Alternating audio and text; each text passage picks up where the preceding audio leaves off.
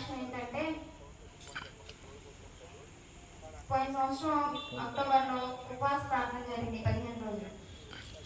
అప్పుడు నాకు చాలా మ్యాచెస్ వచ్చినాయి, కానీ అందరూ హైలోనే వచ్చారు. అయినప్పటికీ మా నాన్న అన్నాడు, ఎవరు వచ్చి ఏం చేస్తారమ్మా అని చెప్పాడు. నేనైతే ఆ 15 రోజులు ఉపవాసం ఉండి ప్రార్థన చేసుకున్నాను. అవన్నీ చిత్తమేమైందో నా జీవితం పట్ల మా నాన్న కూడా అదే చెప్పారు. ఈ 15 రోజులు నేను పాజిటివ్ ఉంటానా, నాకు క్రిస్టియన్స్ వస్తారు అని నమ్మకంగా చెప్పాను. ఆ 15 రోజులు ఉపవాసాలు అయిపోయాక అలాగే నాకు సంబంధం వచ్చింది. అయినప్పటికీ దేవుడు ఘనంగా వివాహాన్ని జరిగించాడు. తర్వాత గర్భఫలం ఇచ్చాడు. ట్విన్స్ అని చెప్పారు. హాస్పిటల్కి వెళ్తే ట్విన్స్ అని చెప్పినప్పుడు నాకైతే ఫస్ట్ భయం వేసింది. ట్విన్స్ అని చెప్పగానే వెంటనే మా నాన్న ఫోన్ చేసి చెప్పాను, నాన్న ట్విన్స్ అంటున్నారు, నాకేం భయం వేస్తుంది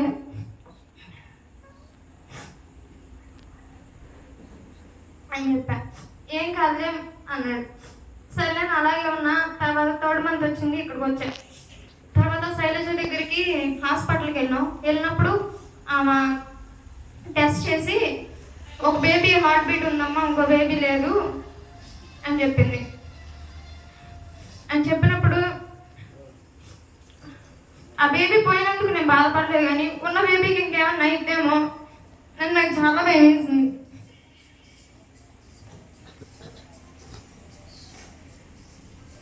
అయినా దేవుడు కృపను బట్టి నాకు బేబీని దేవుడు అనుగ్రహిస్తూ వచ్చాడు. ఈరోజు నా ఫస్ట్ యానివర్సరీ. అంతేకాకుండా మా నాన్న వాళ్ళ కుటుంబాన్ని దేవుడు ఇప్పటి వరకు కాపాడుతూ వచ్చాడు.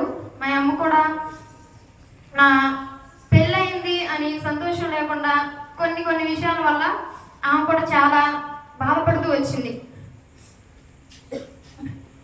మీరందరూ మా కుటుంబం కోసం ప్రార్థించారు, అన్నయ్య కూడా ప్రార్థించారు.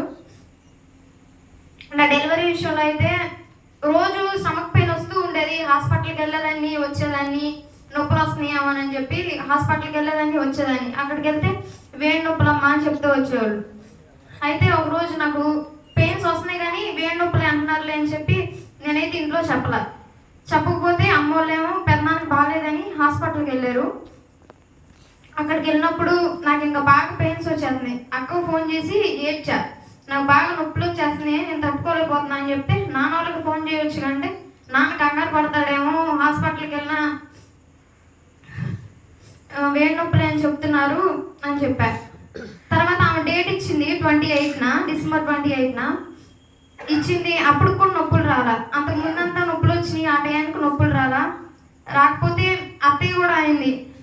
అత్తయ్యతో కూడా చెప్పాను నేను, అత్తయ్య అప్పుడు పెయిన్స్ వచ్చినాయి, ఇప్పుడు నాకేం నొప్పులు రావట్లేదు అత్తయ్య, నాకు భయం వేస్తుంది అని చెప్పాను. అక్క కూడా అలానే చెప్పాను. తర్వాత ఆ 2 రోజులు గడిచాక నార్మల్ డెలివరీ దేవుడు సహాయం చేశాడు. బేబీని నాకు అనుగ్రహించాడు. మా కుటుంబం కోసం మీరందరూ ప్రార్థించండి. మా అన్నయ్య వాళ్ళిద్దరికి కూడా మ్యారేజ్లు జరగాలని